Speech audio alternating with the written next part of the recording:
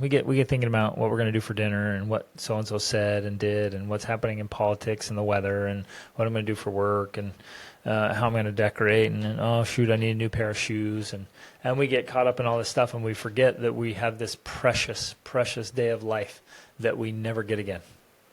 Once it's gone, it's gone. Yeah. But now we need to discipline ourselves to be present in the present and still have thoughtful consideration for what's coming and who we want to be in the future. And be the very best version of myself and realize that the future version better be the better version and he's going to look back on who I am and what I did. I think there's going to be a very real moment of reckoning where somehow the person you are is going to have the chance to meet, so to speak, the person you might have become.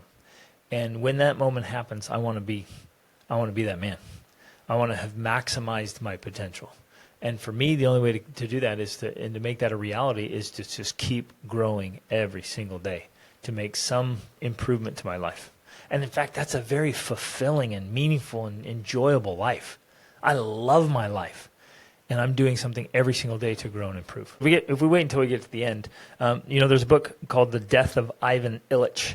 And in it, he's on a premature deathbed because he fell off a ladder because he was doing things he really didn't want to do, and he went along checking the boxes of social expectations, and then in agony as he's dying, he screams out, "What if my whole life has been wrong?"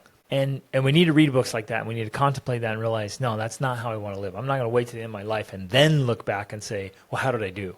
I'm going to stop often, regularly, and say, how am I doing? If I died now, would I be okay with what I've done?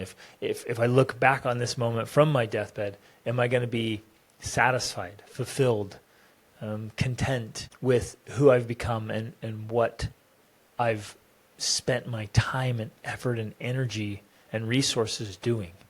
So I think we need to do that all the time and ask ourselves, where we're at. And here's something super fascinating. I think it's true for all people, but especially true for men. We have this inner knowing.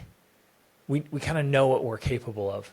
And if we're living below what we know we're capable of, it tears us up inside. It beats us up. And it's so hard, if not impossible, to have confidence and competence and drive and the ability to achieve big goals and dreams if we're just wallowing in self-pity and self-loathing because we know we're living below our own capabilities.